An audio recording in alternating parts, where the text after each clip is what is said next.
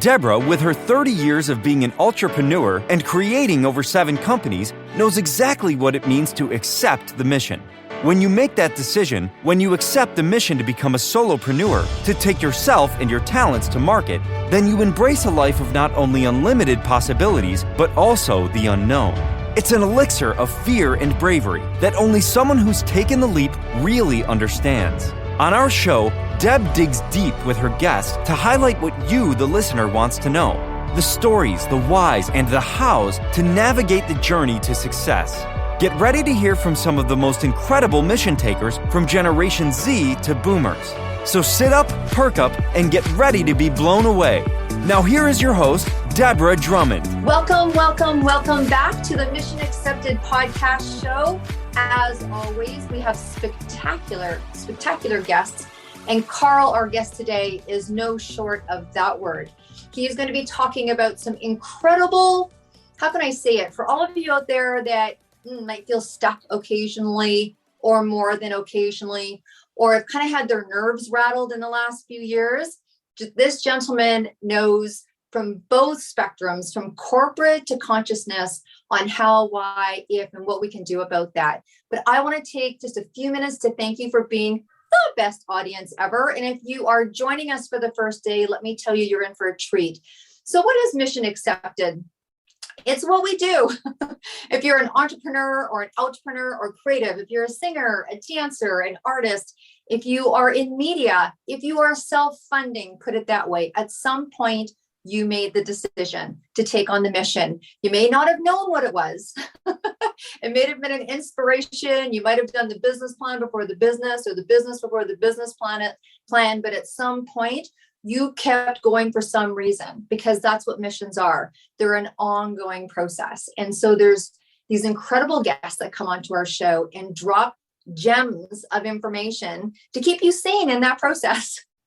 So Carl is going to be coming on the show and telling us his experience of being what I would consider Carl is like an entrepreneur. A lot of times people start off and they race to get to that corporate place, and they feel like that's the place that they want to get to. And it was really interesting meeting Carl, who we found out through conversation have quite a bit of history back into our school days and some colleagues of school friends, how he felt when he got there and some of the decisions that he made, which I think are considerably brave. So Carl, welcome to the Mission Accepted podcast show today. Thanks, Deborah. It's great to be here. Absolutely. So I was throwing a few things out there about being stuck and our incredible nervous system and corporate to consciousness. And I think they're all very applicable to what you do. So maybe share a little bit with us on who you are and sure. what are you up to? Well, what I'm up to now, maybe I'll start present and then I'll go to the past. Now what we do in our coaching group is we help people get unstuck and transform their quality of life.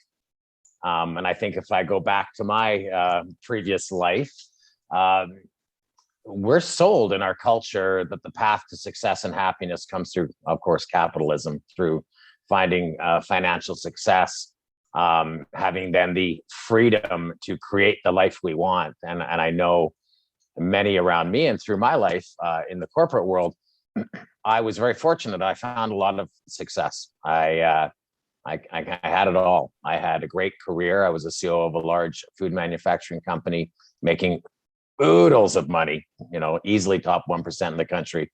I had a beautiful wife. I had great children. I had 2 houses. I had a boat. I had Sea-Doos. I had a cabin. I had the ability to travel all over the world, but I wasn't happy and I wasn't fulfilled because I was waiting, as many of you have heard stories like this before, for, okay, now I've got everything I'm supposed to get. Why aren't I happy? And I wasn't happy for a number of reasons. And it took me a while. It took me some self-exploration, some travel, some variety of trauma work, self-exploration to truly understand what was happening to me. And sure, there was a lot of it to do with my own trauma, my own stories that were in my head about who I was and how I was limiting myself. But what I learned, and I learned this when I met my current business partner, Adam Hart, who was at the time doing a lot of coaching, personal coaching around nutrition and around connecting back to our, how we evolved to be whole as it relates to food, which I know you've got a connection to as well. Recognizing that the way I was treating my physiology and the way that our culture, the way we treat ourselves, has a massive impact on our ability to attract the life we want, and our ability even just to feel okay, to feel good, to feel calm, to feel at peace, to feel happy, to feel grateful, and all of those buzzwords that we know are out there. And here's a great question for your listeners. And I know entrepreneurs are a great example of this. These are people with a lot of drive. They're self-motivators, they're go-getters, and there can be real frustration in that. It's like, why aren't I achieving what everyone tells me I should achieve? You know, why isn't it happening? And when it comes to health and wellness, this is something most people can relate to. We know what it takes to be healthy and well, right? We know what it takes to be fit. So why don't we do it? What's stopping us? What's holding us back from going to the gym or eating nutritious food or getting a good sleep? What is it? And maybe I'll let you ask me, but what I found a real key in this personal growth journey I was on, and when I met Adam, that there's something that's happening inside us that we're not paying attention to, and we're not taught to pay attention to as it relates to our wellness, that really can help unlock the door. So for you, I mean, when people are listening, I can hear, even if I can hear the nods heading, or the heads nodding. Yeah, if you can hear nods heading, we've got a new podcast to do. Well, stuck in terms of, I think we have our own achievements and personal goals and aspirations. And at a certain point in our life, I don't know whether it's for when something hits the wall or something opens it up. Sometimes it's a divorce or a business ending or a health issue going into crisis. Many times make movement after crisis. But like you said, it's very rare that you hear. I mean, even I am a parent. Yeah, when you're talking, like, how often do I tell my son to stop, get quiet, and make a decision from the inner workings of himself at 18? So we're not taught that, but the voice starts to get louder. And there is a frustration. And I think it's hard to define for people. If you're a parent, you have frustration. If you're a business owner, you have frustration. I think there's always this, could be doing it faster, could be doing it better. What does this mean to me? And you can override those voices for a very long time. Well, I think we're trained. Our culture trains us not to approach this from the heart. It trains us to approach this from here. We need to fix something. We need to figure it out. We just need to do these two things. I need to take another training and I need to learn how to do this. They're successful doing this, so I just need to work harder. I need to do and think. And this is the magic for me. We live in stress. We live in a place of stress in our culture, in our society. And until we recognize that our nervous systems are revved up, and yeah, we know what a nervous system is revved up. When we get angry in traffic and we're road rage, okay, yeah, we get it, we're revved up. But most of us live day in and day out in a revved up nervous system state or with a deregulated nervous system. And that's the key I was talking about is, and I can go back into the history of this, we evolved to be fit and healthy and sync with nature, but we've so radically changed the way we live, from our lack of sleep to our lack of value of breath to poor nutrition, processed food and sugar, to our lack of movement, our sedentary lifestyle. And I don't, exercising 3 times a week at the gym super hard. That's not how we evolved. We evolved to be moving all the time. Our exposure to artificial light, our lack of connection to nature, our foul air, and all of these things are stressing our systems because we have not had the time to evolve and adapt as animals, as human beings, to this new environment we put ourselves in. So for entrepreneurs, is a great example. How stressed and revved up, you're self-motivated, you're online, you're trying to convince people something and you're trying to get people and it's just more stress.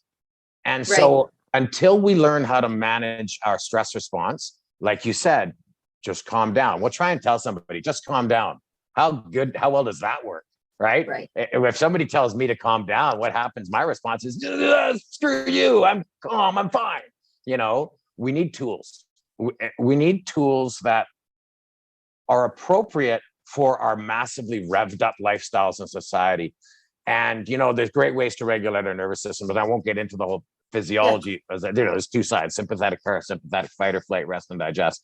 Meditation is great, sleep is great, getting good exercise, being out in nature is great, but you got to carve out an hour, 2 hours.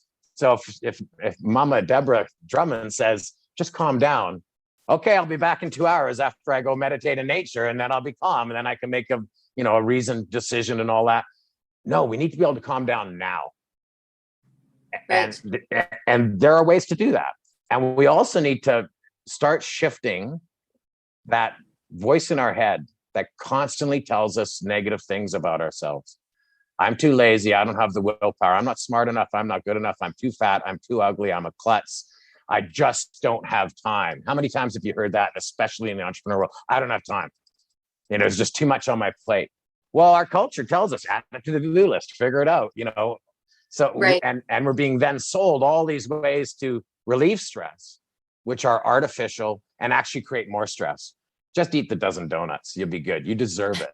Go get high, go get a drink, go out and smoke, go do some online shopping, get on your phone, get on some social media. That'll make you feel better in the short term, but it's just depleting us further.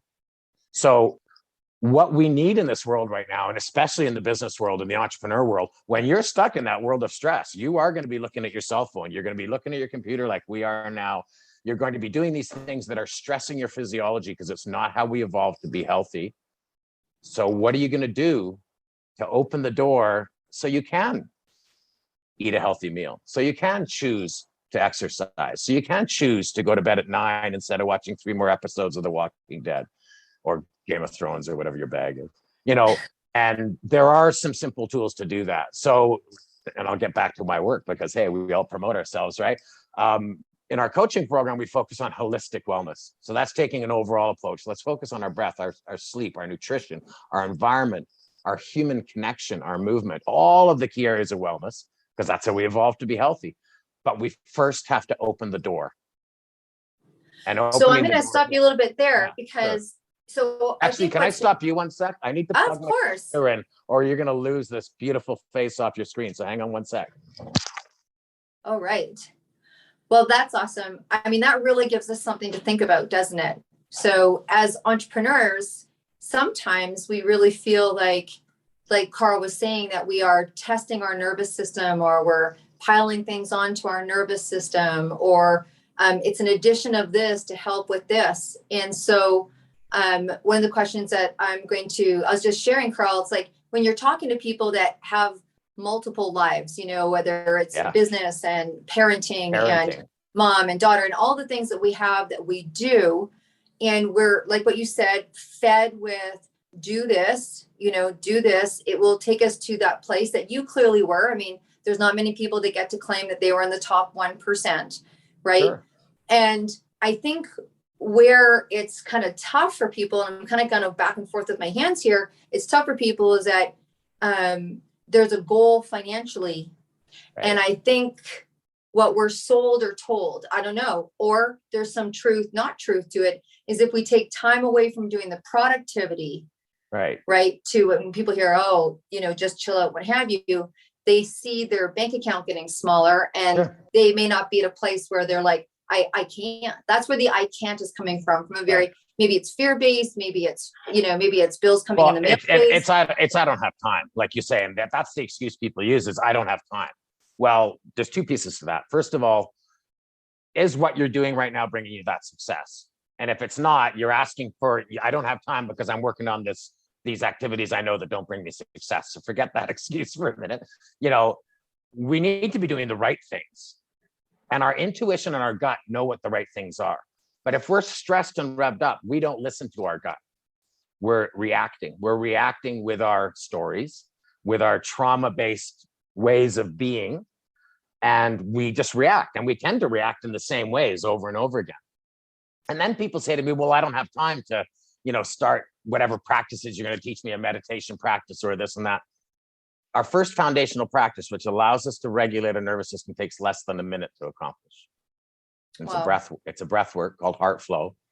And we say, if you do this 3 times a day, more is better in the moments you need it the most. When you're going to go walk in to confront your children about some of their behavior, what happens? we're revved up. Okay, I'm not going to back down. I'm going to hold them accountable. Okay, no, instead we're going to breathe. And we're going to calm our nervous system to that place where our executive function turns back on, our prefrontal cortex, where all our good analytical thought comes from, and our heart reconnects to our brain, right? Through our vagus nerve, we can feel what's right. And if we go into that discussion with our children, choosing to feel loving and compassionate and caring and supportive, we can show up in a completely different way and have a different outcome. Not immediately. If I show up for you, Deborah, and you're used to me being an angry, aggressive person, and you're ready to experience that person, and I show up calmly and loving, initially you might fight it. You say, what's wrong with you? Why aren't you being like this and like this? Because my trigger needs your trigger to trigger it, so we can both get more dopamine and adrenaline, be more revved up. It's like the road rage. Hey, buddy, enjoy. Go ahead and cut in. It's good. Ah! You're supposed to get mad at me. So I don't have enough time. First of all, the right tools don't take a lot of time out of your day. So I would say, no, you don't have to give up your attraction. You're going after the abundance in your life. But if you're doing the same things and being over and over again, frustrated by it, how about a different approach? How about calming the nervous system, figuring out how you want to feel? And this is what we call a vision activation. Activate a vision of how do I want to feel in this moment? And how do I want to feel in my life? What do I want my quality of life to be? I want to enjoy my work. I want to be fulfilled by it. Then I'm going to attract that. And how I'm going to attract that is by having a calm nervous system, activating a vision, and then notice what shows up that can help fulfill my dream of abundance and my dream of career success. And it may not be what you think it's going to be. It's definitely not going to be your same reactive behavior over and over again. So we get into that idea of power of attraction because, anybody that's studied power of attraction at all knows quantum physics. Like energy attracts like energy. It's unavoidable. It's science. So if I spend my day, and entrepreneurs can really get this, being irritated and frustrated, why can't I attract clients? Why isn't this working? Why do I keep getting ripped off? Why is this? And if you're living in frustration and anxiety about the future, you're going to attract opportunities to have more anxiety and more frustration and more irritation and more worry about the future. We attract back what we put out. So calm the nervous system. And this may sound really spiritual to some, but I promise you, life has a component of spirituality to it, which we can avoid. And when we do avoid it, because it frightens us, or we're freaked out by religious people looking us in the eye, or whatever it is, you're avoiding a piece of you that's very important, which is your heart. And by calming our nervous system and reconnecting to our heart, to our intuition, we can attract far more abundance and success. So this idea that we have to escape this world, this culture that we've created, is just another excuse. Yeah, you don't have to. I'm in business still. I'm in a different business, one that fulfills me, where I get to work with people and help them get connected and help them transform their lives. What a blessing to be able to be in support of people that way, as opposed to the product. Do you have an example maybe of someone that you've worked with that you can share to get to Sure. anchor this information for people, particularly if they're not used to, or they kind of understand? It's funny, I was studying the vagus nerve this morning. I mean, it's an interesting thing to do at 7 a.m, but but because some things like that need more information, even for someone like myself. So an example of someone that came to you well, early on, we've had about 100 people through the latest iteration of our program in the last year and a bit. And we had a lady join us, and I won't use names because, of course, this is people's personal lives. She has a young girl, and she was a single mom and a hardworking entrepreneur as well. She's in the financial field, and she saw herself losing her shit. Can I say that? Losing her crap you could say. with her daughter, and she didn't like herself.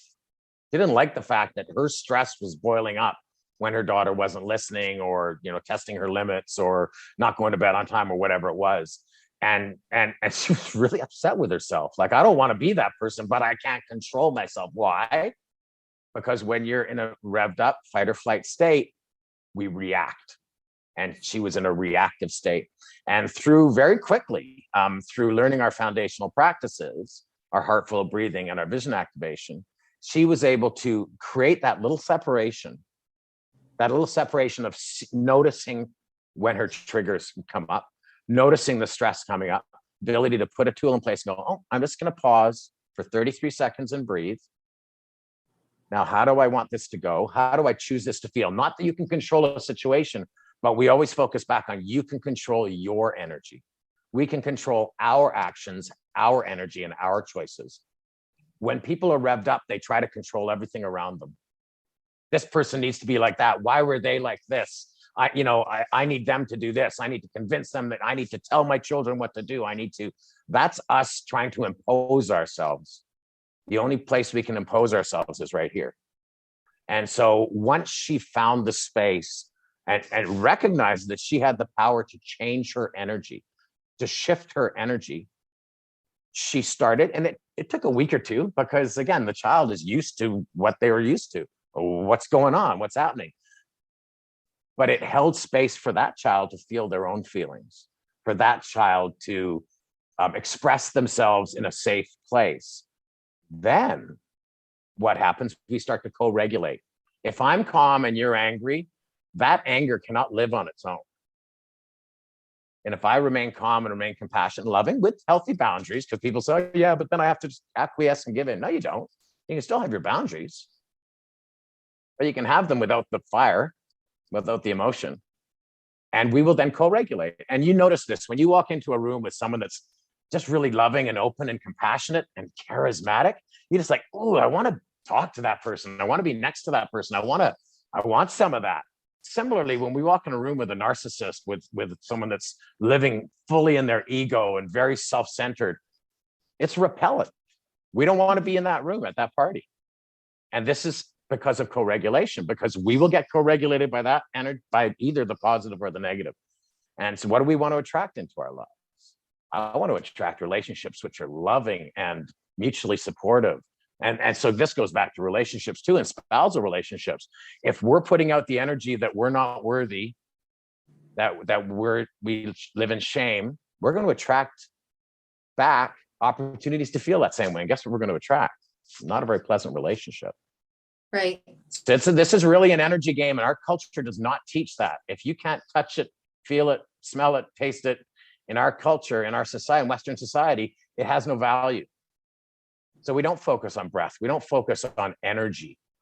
And of course, lots out there do, and there's a lot of beautiful practices, yoga, meditation, and different types, forms of exercise and nutrition, and all these things that impact our energy positively, but they take time. We need tools that can happen now when we need them the most. And again, we've got pages and pages of testimonial videos and clips, both on our YouTube channel as well as that are available if people ask for them. So later on, we can talk about how people can get that. So here's you. You've had this life that, was fulfilling in one area, financially and maybe aesthetically and materially and what have you. Right. You well, had I don't call that fulfilling. I had stuff. Yeah, you had stuff. Yeah, I had stuff. I had money. And yeah, we need a basis of money to survive. Look at your rents in Vancouver, and if I know a lot of your clientele is there. Yeah, we need to put food on the table. Absolutely. But we can do it in a way that's more fulfilling, and we can do it with an energy that attracts it more easily, as opposed to feeling like we're fighting it the whole time. That's exactly the point I was going to get to, is that there's flow, and then there's going to new levels that have challenges. And I don't hear you saying that it's all going to be, it's not necessarily easy, but there's a different way. There's a different way. And I think that takes a little while for people to get their head around in relationship to a financial accumulation, in relationship to success in business. It's a different idea to be in a state and let things come to you, in relationship to where we've been cultured. If you want something, go get it. Well, I'm not saying don't do. No. Yeah. The dance between the two. That's what I was going to ask you about. Where's that middle ground? Yeah. Well, so it's not so much about, we tell people in program, first of all, put away the to-do list. No, actually, before we first taught people is don't change anything about your life. Just keep going the way you're going. Just add these simple tools. We're big believers in just add philosophy. Don't try and quit something or stop something or the rest of it. That just creates more stress. It puts us into that fight or flight more. But we want to shift. Instead of trying to figure everything out, we want more of the direction to come from our heart. Right. So if you find yourself going, I got to make a plan, I got to figure this out, and you're just thinking about the future, that's stressful. If I say, I have this beautiful business and this is my client and this is how I serve them, and I love my client because I can bring them value in this way. Now, what are the things that I should be doing? Well, there's some obvious ones. I need to be marketing. I need to be making sure my product doesn't have errors in it. I've got, there's stuff, of course, we need to do. But what is the right stuff for me to focus on? You know what? I'm going to calm my mind. I'm going to, yes, do some planning, but I'm going to go for a walk in the forest and see what shows up for me. And if there's something nagging at the bottom of your gut that maybe you're not taking care of in your business, or you're afraid of because, I'm not very good at selling, so I don't do sales, because that's your story, which again, is just it's just a story. It doesn't mean anything. We have to find the space to let our heart speak. And so I also have done a lot of business consulting, strategic planning with small and medium-sized businesses. It's my background. And I tell people, this isn't just about us putting an equation on the board and figuring out. This is about us, that brainstorming feeling where let's just be creative for all. Let's just say, what if? Let's knock the walls down and say, we don't have all these compartments to our business. Instead, what if? What do our clients really want? Let's forget about if we can do it or not. But let's dream a little bit. Let's reignite our heart. And we can't reignite our heart and our intuition unless we calm the nervous system. Then how do I want this to be? Okay, now let's let our heart tell us the things that should be priorities on our to-do list, as opposed to our fear telling us, why, if I don't do this, this is going to happen. If I don't do this, so I have to do this and this and this. I want it to be a partnership. And the only way to activate our full physiology, our heart and our mind in flow, as you say, is to have a regulated nervous system, is to turn back that vagus nerve on and let the nervous system activate the heart and the brain. Let's talk about that a little bit. Let's get kind of transparent and real. Sure. We have, should we be brave enough and say, come through?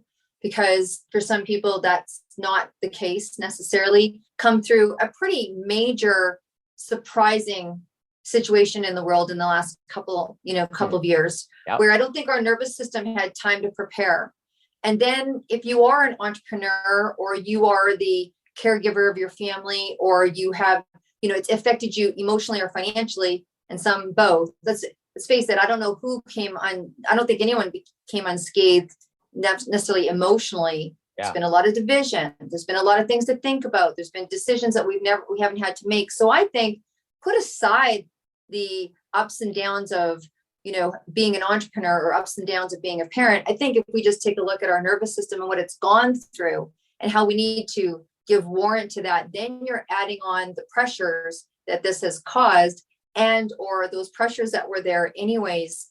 Let's talk a little bit about that. I don't think that people are talking about their nervous system. I think people are, like you said, I think most of us are in that coping mode. Oh, totally. And we have been for years, and it's not working.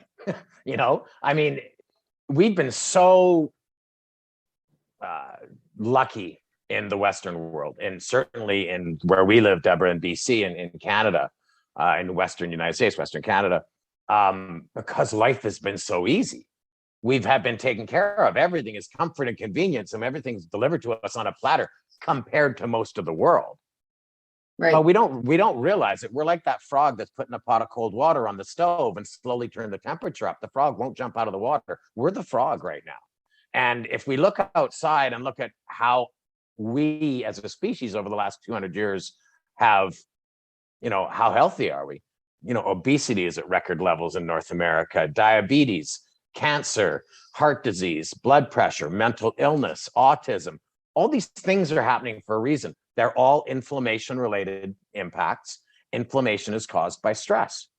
Now, more recent events, COVID, lockdowns, all of that seems way bigger to us. because it's one thing that's actually impacting us. When the world was at the level back in 2020 of 250,000 people have died of COVID, and I'm not going to get into debate whether the numbers are real or COVID's real or any of that. 250,000 people have died of COVID, and we're feeling the impacts. So it's, oh my God, this is crazy. We're being locked down. We can't get toilet paper.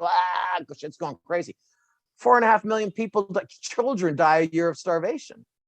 But we're numb to it because it doesn't happen on our doorstep. Right.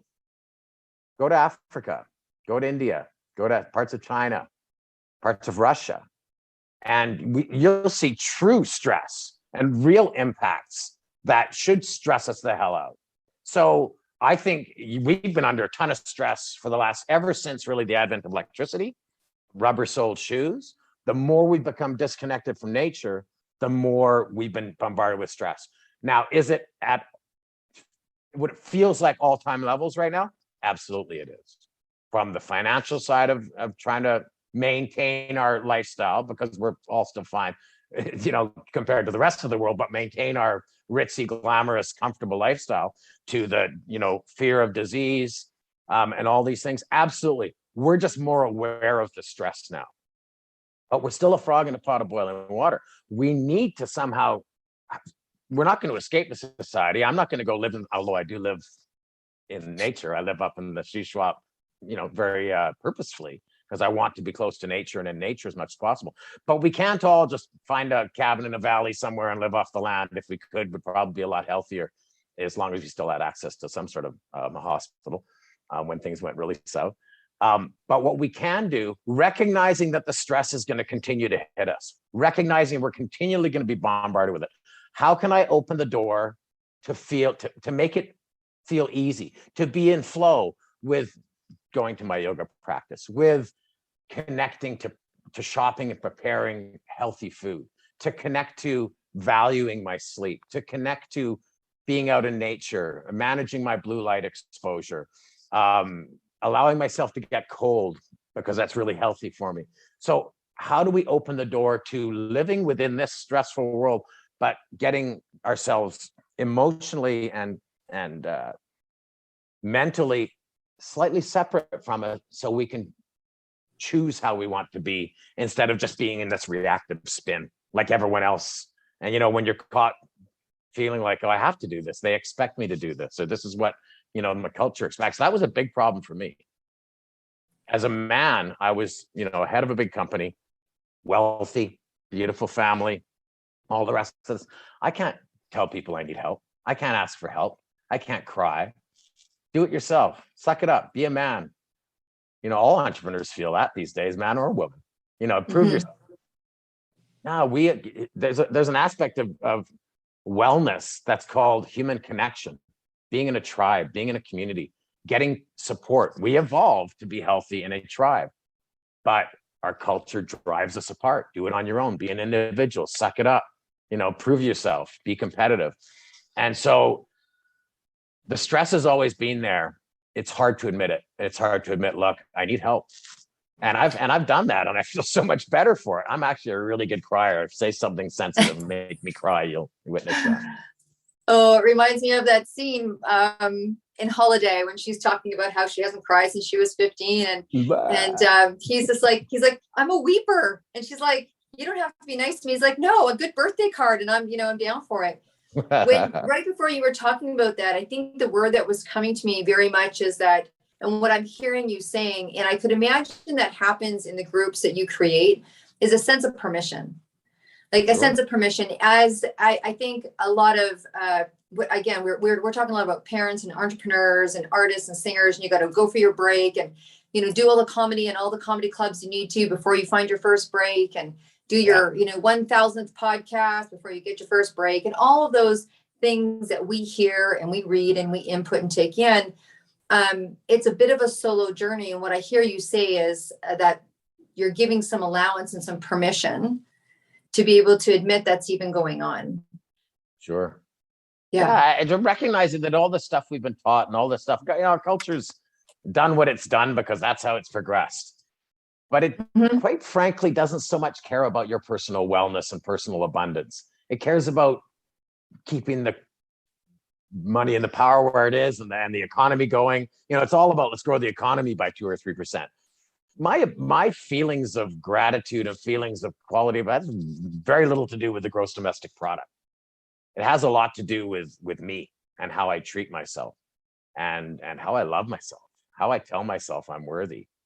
It's the little stuff, but it all comes from inside here. It's not from out there. And there's given what we're under, and given where we choose to live, or just the realities of where we have to live, we need community. We need to be supported, held accountable a little bit. It's part of the reason we coach in a group coaching format, as well as, various other pieces to it, but is because there's such power and beauty in being connected with other people when they're being authentic, when they're being vulnerable, when they're feeling safe, when they're feeling supported. Man, it's inspiring. It fills my gas tank.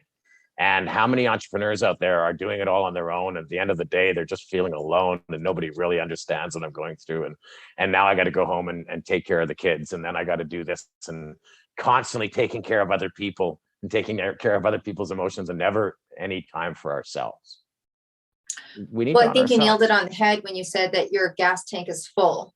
Right. And you just explained, in a really detailed way, the things that we all go through, and that we've really has been heightened in this last couple of years.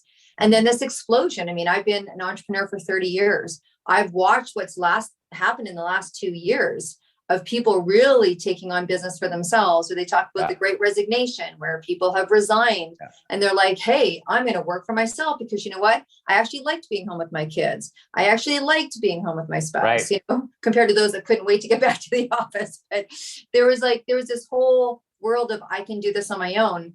And then there's been some really considerable reality has popped in. They've talked about it, about the reality. It was like the big resignation. Now there's the reality of, you're in a business, you are on your own, you're not going into the office, you are responsible for all the multiple hats that go on. And really, was it a great idea, or did you just, did you think it was going to be a great idea? And how are those people feeling? There's this whole opposite side of your desk business people, right? Well, yeah. And where's your support? I use a business. We use business coaches in our business, Adam and I. Yeah. I also use personal coaches because I recognize that it's easy for me to see you and see some of your story and some of what's going on for you. It's hard to see it in ourselves. I need people to point things out to me. I need people to support me and maybe ask me the right questions so I can really dig a layer down. But we need the right tools. It's just like an entrepreneurship. It's just like starting a marketing company, a sales company, a service company online. You need the right tools, you need the right training, you need them in the right order, and you need to have the motivation to keep moving and to move forward. It's the same with personal growth. Our goal is to transform quality of life. And to me, quality of life has a lot to do with being in flow. Being in those places where it just feels right, whether it's doing some art, or whether it's doing your favorite hobby, or whether it's doing your work, or whether it's in a conversation with someone, a meaningful conversation with someone, but being in flow. And that feels good. Being in flow comes from here. It comes from doing the stuff that you're meant to do, your purpose. And I know a lot of people start online business and say, I'm going to work from home. Everything on the internet says it's easy. I can make 10 grand a week, and all I have to do is, buy this course or whatever. Right. I would say the first most important thing is, who are you here, and what is your purpose? And our purpose, to look for purpose, it's really a great exercise to look at, well, what is it that I do when I feel most in flow? Because usually when we're aligned with purpose, we're in flow. And for an artist, you'll say, I just love to paint. When I can paint for 42 hours straight, and I don't even feel like eating or blah, blah, blah. You're probably meant to paint. It's probably something to do with your purpose there. And for me, it's coaching and mentoring. I could talk for hours and listen for hours and have deep conversation with people. I absolutely love it. So there's people out there that are listening that are relating, and they're picking up on bits and pieces. And I would say, for the most part, particularly those that are kind of, going forward or grinding down or making their way up or getting to the next level, I think that there's a sense of, there's going to be like when you're going from one place to another, you got to learn new skills. There's going to be rewiring, and it might feel stressful. Always. But what I'm hearing you saying is that it doesn't need to, it might feel stressful learning, but that doesn't need to be who your being is. Your being doesn't need to be in stress. You may feel like, oh, I got to learn this computer program, and that's not what I thought I wanted. And here I am, I'm meant to serve and be in service. But to do that, I'm going to have to learn Instagram, and God, that's going to be a challenging thing. What have you? So people are relating to bits and pieces of what you're saying, and there's a lot of different coaches out there, and that's confusing. So, do you have any answer? Well, there's first a couple of things. It's important to be okay with feeling uncomfortable. Okay. We did not evolve to be comfortable all the time. We evolved to be cold some of the times because we didn't have central heat. We evolved to speak our truth, which is sometimes uncomfortable when you're dealing with some toxic people or whatever. Being uncomfortable is good because to me, it means you're in a place of growth and you're in a place of being connected to your values and your truth. And so don't shy away from uncomfortable. Our culture has told us comfort and convenience for so long. We're so used to it. And here's the next piece of that. Changing your habits, changing your lifestyle takes time. It takes 40 to 60 days to ingrain a new habit. And when we start to change a habit around our way of being, around our business, the monkey mind doesn't like it. So it's going to get louder. You don't have time for this. This is stupid. Why did you spend this money? Blah, blah, all those doubts that come up is all driven by your nervous system wanting to stay in its comfortable place where it knows it can survive. It doesn't give a shit about your long-term wellness, but it knows it will survive if I stay in this reactive state. I can react and control my environment. So that's really important. For anybody that's looking for wellness support, and definitely a coach, some sort of a group, some sort of connection with someone that's going to support you, doing it on your own is got the lowest percentage of success. But make sure you're focusing on nervous system regulation, and noticing and adjusting your thoughts and feelings to a more positive vibration. Those two foundational pieces, and we don't hear about that much. Everyone says, hey, here's a yoga program, here's a diet, here's a gym membership, here's a that. Now go do it on your own. 3 weeks later, we all feel shame and regret, and I'm not worthy because I didn't go to the gym for a week. Focus on your nervous system regulation first. That's so important in this stressful world. It's the door opener. And I feel like we've come back full circle, and I love that because we've talked about what it's like to not, and what it is like to start there in a coaching program. How incredible, at the core of your health and the core of your well-being. And honestly, the word that comes to me is stabilizing. It's just stabilizing. We're so used to being here and just learning a new way so that we can get quiet and we can hear. So tell me, obviously there's different types of programs. Someone comes into your program. Let's say they're listening to you today and they're like, oh man, what he's talking about sounds like water, because I'm a dry camel on the desert. And I've been spinning my wheels, and I know I'm in purpose, but it's not feeling good because I'm going at it in this way. So there might be people in purpose, but they're tired in purpose. Or, you know what I mean? They got brain fog. They're stressed out. They got reduced energy, all stress related realities, right? Or I can't withstand my cravings. I get Amazon packages at the door 3 times a day because it makes me happy. Feeling stuck manifests for different people in different ways. Okay. And if you're feeling stuck and you just say, look, this isn't what I thought life was going to be like. I want a better quality of life. Recognizing and letting go of that need to be money-based, and recognizing that your quality of life comes from here. Now, really what you need is the right tools in the right order, with the right community of support and the ability to practice to create those new lifestyle habits. And now it has to also fit into a busy lifestyle. It has to not create more stress by, every time I add a program, it just makes it more stressful and I get more shame and more regret and more, anxiety and stress. No. So it's got to be easy. Our foundational practices can be done in 10 minutes a day. And really the first month of our 3-month program, we focus on just practice the foundational practice. That's it. Don't change your life. Come to some group meetings, share, listen to others. We learn so much when others are going through their growth. Mm-hmm. And it's powerful because it doesn't have to take a long time. I can teach you right now if you'd like me to teach you our breath practice, because Sure, we let's don't do it. we don't mind sharing all of our tools, because that's not what we do. We don't sell tools. We sell support and coaching. And because again, the monkey mind, I'm going to teach you this tool. Most people would hear, oh, that's breath practice. I got that. And you won't practice it because you're not being held accountable, and you don't have a community support. So you really haven't developed that level of commitment. So our heart flow breathing is based on HRV breathing. HRV stands for heart rate variability. Many people understand heart rate variability breathing. It is scientifically proven to shift us from the sympathetic fight or flight nervous system state to the parasympathetic. And it goes like this. We find ourselves a quiet space, find ourselves an ability to be intentional. Now do this with me. I'm going to count out. Okay. Put your hand on your heart. Okay. Close your eyes, and I'm going to count out your breath. And we're going to breathe in for 4 seconds and out for 7 seconds. And we're going to repeat that 3 times. And on the outflow, I want you to feel your shoulders drop. I want you to go to a place of gratitude, what you're grateful for in this moment. And then ask yourself a question before you start this breath. If I'm not feeling completely how I want to feel right now, maybe I'm irritated, stressed, revved up, angry, whatever. How do I want to feel? And that's what I'm going to connect you through the spectrum, is how I want to feel. So on my count, we're going to count, and we're going to breathe in through the nose. 1, 2, 3, 4, out. 2, 3, 4, 5, 6, 7. In. 2, 3, 4. Out. 2, 3, 4, 5, 6, 7. In.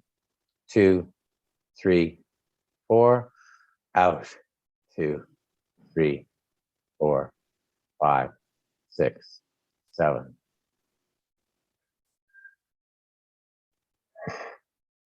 Now I didn't get the benefit because I wasn't breathing, I was counting. But the goal being, okay, now you feel a little calmer. I do. And when we calm the nervous system, again, this turns back on, and we can let go of that story of she's not listening to me and she's wrong and I'm right and I've got to explain because I'm right, and all that stressful thoughts are a little calmed down. And now we can make a decision just in the moment, just for now. That's how do I want to feel right now, without having to go, okay, now I need to do this. So I need to do that. Now we're back into the anxiety of thinking about the future. So whenever we're stressed, we do that breathing. If you're driving and it's road rage, don't close your eyes. You can still put your hand on your heart if you're driving an automatic. Put your phone down, maybe. Because you're not supposed to text when you drive. And practice that. Now, here's the beautiful thing of what can happen with that. Okay. The second half of that work is okay, now how do I want to feel? It's shifting our energy from I was feeling, whatever. And again, the core of the behind all this can often be I'm not worthy, I don't love myself, I'm not enough, all those negative thoughts about ourselves. But how do I want to feel right now? Because now is where life happens. All of your choices are made right now. None of them are made in the future. None of them are made in the past. They're made right now.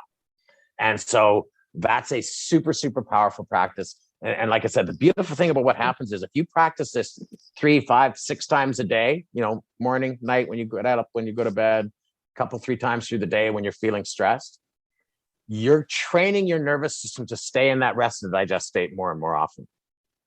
And we evolved to be in that state 99% of the day. Now we're in the revved up sympathetic nervous system state over 50% of our days oftentimes because of all the stressors that are hitting us. And after a while, if you do that breath work, you do heart flow every day for 2 or 3 weeks, you're going to notice, number one, you're noticing yourself more. You're noticing your reactive behaviors, and some of which you won't like, I promise you. And you're also noticing that you don't get as revved up. You don't get as triggered as often. And that's a great place to start. Now, instead of, I got to get to the gym, okay, calm down. Calm down, breathe. Okay. Should I go to the gym tonight? Yeah, I think I will. Okay. Or is my daughter being sick more important and I should hug her and show? Yeah. that's not as important as this. So I don't need to feel guilty about that. This is my choice now in this moment. But I think you just said that key factor. When you said, I don't need to feel guilty, I don't, and whatever that word is, I don't need to feel this, I don't need to feel that, because in this moment I'm making the decision, and with it comes a sense of competency. Because I think you yourself in that moment, I mean, I noticed that I calmed down right away, and what I had wanted was some clarification on a decision I need to do. And so just, I feel so much more competent now, so that when that answer comes, it's almost like you're giving yourself a pat on the back. You're like, oh, that came from a place inside me. So logically, I'm like, I'm good with that. Well, we want to let our intuition shine. We need more female energy in this world, and you're so much more connected to the right brain, intuition, your heart. How often is your intuition ever wrong? Rarely. And if it is wrong, it's usually your ego pretending to be intuition, right? Your intuition's generally right. Why? Because it's your heart, because that's you. That's your authentic self going, hey, don't do that. He's an asshole. Right? But you're like, no, I want to do this because this is my story and this is how I act, and I'll get this momentary happiness of dating this guy, whatever. So that's important. And for people that are tend to be entrepreneurial or produce a lot or what have you, I think the message is really important to share, that you can be as productive, because I think that's the fear. So until we do the rewiring, where you can be as successful in that state as you are in a state of productivity. I mean, I teach production, and you can see that's absolutely wrong. You'll be more productive. Exactly. That's what I mean. Just telling yourself, like, I'm kind of circling in my head here. I'm wiring those messages that you can actually be so much more productive. Sure. And if not, at least in equation to what you're doing now in that state, that one is not going to serve you like the way that we're doing things right now. Sorry, the things I just seem to come off camera. Say the way that we're going right now in that production nervous system, anxiety is not necessarily going to get us sooner or faster or quicker to the goals that we want. And but that's the brainwashing of what we've been told. Yes. Just work harder. If you put more hours in than the next guy, you can't help but succeed. And no, I mean, if you come at this with a calm nervous system, you're going to make better decisions. You're going to have the courage to make maybe a different or a new decision that maybe feels a bit uncomfortable, but your gut's telling you it's the right decision. You're going to be much more efficient with your effort, because your cravings are also going to reduce. When people come to us that are overweight and they want to lose weight and they're just frustrated, or they're, they drink too much and they smoke too much and they know they don't want to do it, but they can't help it, or they're addicted to sugar or whatever. We don't tell them, okay, we're going to stop this and we're going to stop this and we're going to stop this. We're going to tell them, how do you want to feel? And calm, connect to a vision. And we've got a very specific process for activating a vision of imagination and belief and letting go. And that craving 2 weeks from now, it's going to be like, you know what? I just don't really even want the cookies anymore. Well, that's a whole lot easier than going, I can't have a cookie. Oh, So we let them fall away, because they will. We've been talking a lot about entrepreneurs because we are both entrepreneurs. Sure. We talk a lot about it because that's a lot of the guests and the audience. But whom are your clients? Share with me. I mean, there's one right there. Yeah, I mean, our clients tend to be people that are sort of quote unquote middle-aged, whatever that means, 35, 55, that sort of range, because I think they've experienced enough of life that they're seeing what's not working, or they're seeing the stuckedness of it, maybe a career for 10 or 15 years. And, I just don't like my job, or I'm just not, every time I get a little bit of a raise, it seems like my mortgage, goes up, my insurance goes up, and everything else goes up more. And I'm still struggling. So they've gotten to a place in life, and they've had children. A lot of our clients tend to be parents. Why? Mm-hmm. Because rightfully so, we prioritize our children's wellness and happiness, maybe a little too much sometimes. I know when I was raising children, helping raise children, we didn't want to ever let them cry, so we just bought them everything. Not necessarily great parenting, but people that are sort of seeing and that they've dug a bit of a rut. So that's why they tend to be a bit, sort of middle-aged. Generally, a lot more women than men. And I think that's a demographic thing. I mean, we are open, of course, to men and women. We generally market towards parents and people that are in business and that are in, stressful roles. But I think just our culture has allowed women to be more connected to personal growth aspiration and to trying different modalities for growth. Whereas men, there's been, I think for both sexes for sure, but men from a very early stage, do it on your own, be a man, don't be a sissy, you're not supposed to cry, don't ask for help, and all that stuff is so drummed into us, at least from my generation, which is older than your generation. It's so yeah, generally the clients that come to us that are most successful in it, we've got over 80% rate where people give us raving testimonials at the end of their work with us. They tend to be parents. They tend to be in business of some sort or with a job where they have multiple responsibilities, job, parenting, various things. But they also tend to be people that have already been interested in growth and already practicing growth. We have yoga instructors come through the program. We had a paddleboard instructor come through the program. We have other coaches that are coaching in different areas. One used to be a Weight Watchers coach. So we have people that are already connected and believing in and motivated by being in a place of personal growth, but they're also feeling stuck. It's like, I know this stuff. I know I get great value out of my yoga and I got great value out of my, rock climbing. My partner's a rock climber. I have to say rock climbing. If I don't, he won't let us air the podcast. So rock climbing's great, everybody. Adam says so. So, that tends to be a commonality with people, because I think if people are really, really stuck, we don't want to admit it. And it's, I'm just going to get high. I'm just going to get high and get drunk. And I'm not stuck. I'm fine. Life is good. Well, of course, those people aren't going to be interested in trying a different modality, trying something new and something different, since they haven't had success with something else. Right. Well, and you mentioned also if people are looking to lose, like whether it's losing weight, whether it's challenges in our business, whether it's challenges in our parenting, whether you're in business or not, it's not a prerequisite, or all the same. Like you said, some people just notice that inkling, like this is not feeling the way I thought it was going to feel, all the way to my back's against the wall, my world's crashing in, I can't handle it, I don't know where to turn.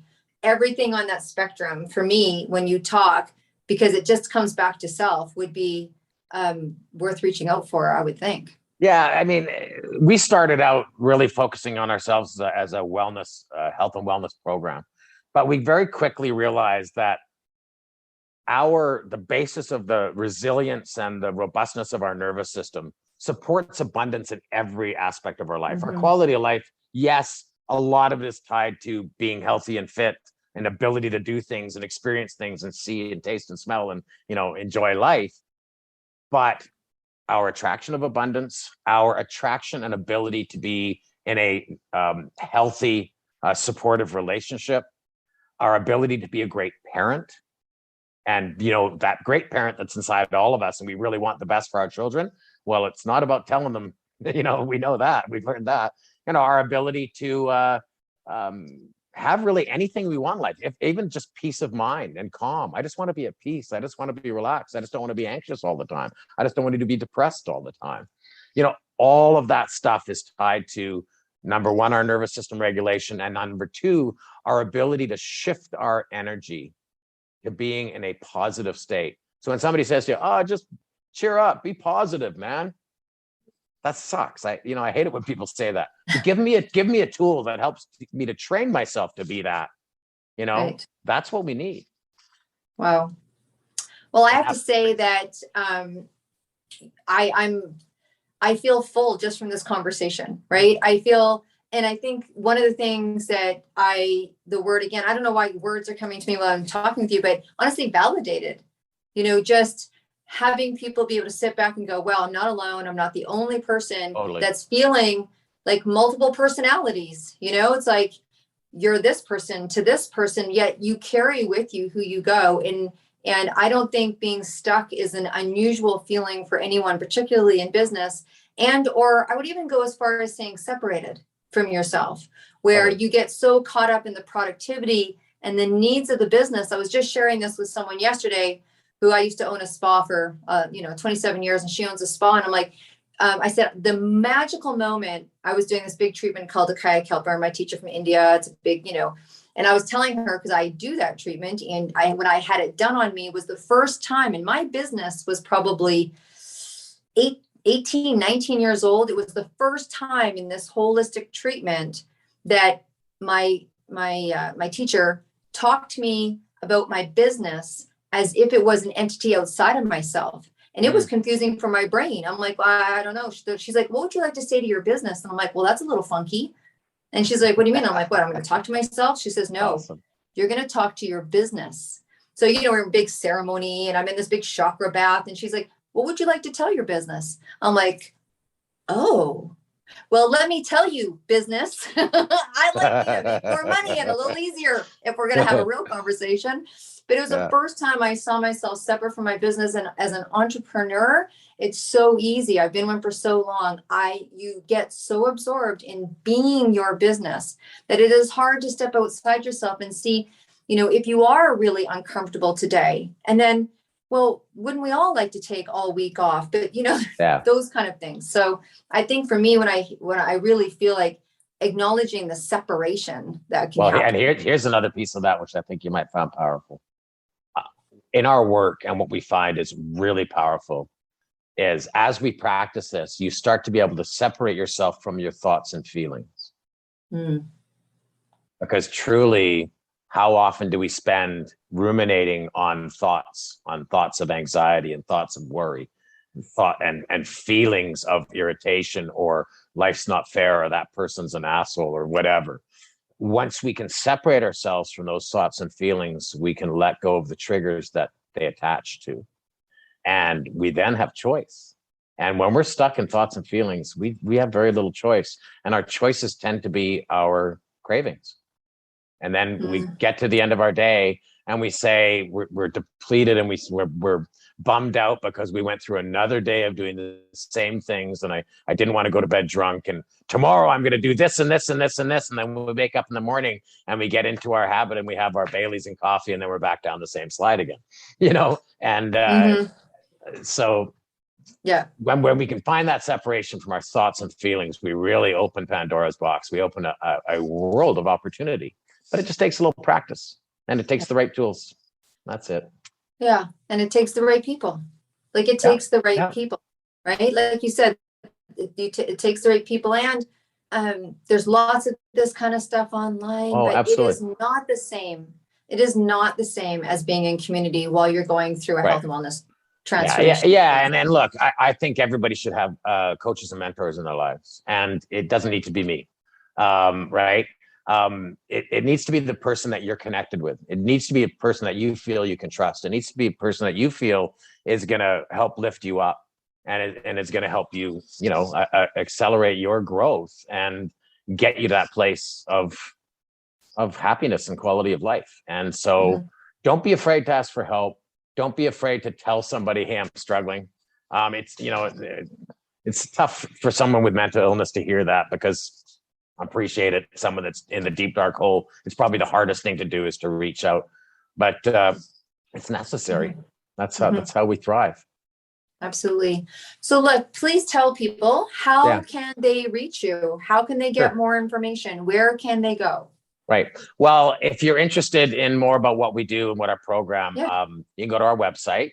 Our website is clearimpact.io. So Clear Impact, CLEARIMPACT.io, not .com, .io. And there on the first page is really just a opportunity to reach out to Adam Hart, my partner, and have a conversation with him about where you might be feeling stuck, or if you're interested in holistic natural biohacking, which is really the back half of our program, where we get into all the wellness side of things. You can reach me directly if you are connected to anything I'm saying, or you have any questions or comments for me. My email is Carl, CARL, at clearimpact.io. So CLEARIMPACT.io. If you're just interested, if you like the vibe of some of the stuff we're talking about, we have a Facebook group, and our Facebook group is called Holistic Personal Growth. And it's a private group, but pretty easy to ask to enter. And we'll ask you a couple of questions. Make sure you're into being positive and sharing ideas in a positive way and sharing your love with the world and your love for yourself. Then everyone's welcome. And, we post stuff every day about different interviews, different ways that you can get more connected to loving yourself and to building your sense of self-worth. That's awesome. Yeah. Thank you so much. I think, there's a lot of resources, but honestly, sharing this time with you, I really feel you've hit the core piece, because not only doing that work where you're calming your nervous system helps you in the things that you want to do and produce, but from someone who's been, has worked multiple years in having people reconnect to themselves for their sense of health. And I say to people, it's shocking to me what people don't spend on themselves when they are, this is the most important piece of real estate. And people are like, I can't afford it. I'm like, don't go to Winners and buy the pillows. And they laugh at me. Or I'm not kidding. Yeah, Spend don't put the $3,000 $80. of options. Don't get the leather next time you buy a car. Get the cloth seats and spend a couple of grand on yourself. It's ridiculous how much money we spend on stuff. I know. As opposed to where happiness comes from, which is us. I know. Our well-being. I just want to be happy. I just want to get up every morning and be present to this beautiful landscape around me, to the beautiful people, to my relationships around me, and just to the simple experiences of being alive. Yeah. I think we get to a place where that becomes more and more and more pertinent. And sometimes that's why our back gets pushed up against the wall. But thank you from the sense of a health and wellness standpoint, where I always say to people, I'm more concerned about your cells probably than you are, but that's okay. So I have a question and completely different. Let's shift that energy, and we've got that out there and people are contacting. So as you know, or may not know, and I think I've shared with you my love for music. Yes. Absolutely. I feel like it's right up there with kind of Oxygen and Love. And the big project that will be happening in Ireland in 15 months. And I'm sure all my viewers have heard it and they will hear it till we walk those marathons. But I have a question for you around that, sir. Okay, sure. You're on your way to a desert island. Doesn't sound like it's a difficult thing for you. Sounds like you'd probably enjoy that vacation, but you're there and you actually aren't coming back. So you've got room in your suitcase for one album. Ooh. What album would you take? Wow. Thanks for the surprise question. I would, can I go with 7 vinyl music anthology albums? Probably no. You know what? No. I'm probably going to go because it touches me with some of beautiful memories of my life. And gives me that resonance of some of my memories from my youth. So can I give you a couple of choices? Well, it'd be Pink Floyd, Dark Side of the Moon, or it would be Queen, Night at the Opera. Okay, so you got suitcase room number one only. Which one is it going to be? First of all, that's a very slender suitcase, because on desert island, I tend to wear very, very slinky clothes. I have very thin shorts and stuff. So I have not a lot of choices in shoes. So I think I would have more space than that. Noted. Okay, no, I'm gonna go with Queen, Night at the Opera, because it meant a lot to me. I loved Queen when I was growing up. I was blessed to experience Freddie Mercury singing 3 times. Wow. And I've actually been to Zanzibar, to his hometown where he was born, Stone City, Zanzibar. So yeah, I'm connected to that, and I'd have lots of time to practice singing Bohemian Rhapsody in all 3 octaves without anybody laughing at me. So that would be good. There you go. Multi-purposeful. Well, right. Carl, thank you so much for spending some time with us today and kind of diving deep. This was by far one of my favorite interviews, because I think we just went deep in a way that was digestible, and that's not always easy to do for people. And so I think if people have a sense, they knew what you were talking about while you were talking about it, because they had a visceral experience. That's what I feel. Yeah, I just hope everybody out there has an opportunity to share their love with the world. And that always starts with sharing the love with yourself. So love yourselves, everybody, and have a spectacular day. Thank you so much, listeners and viewers. Please, as you do, like I said, you guys are the best audience. I know that you share these episodes. And if you too would love to come on to the Mission Accepted podcast, absolutely would be open to having a conversation and have you on the show.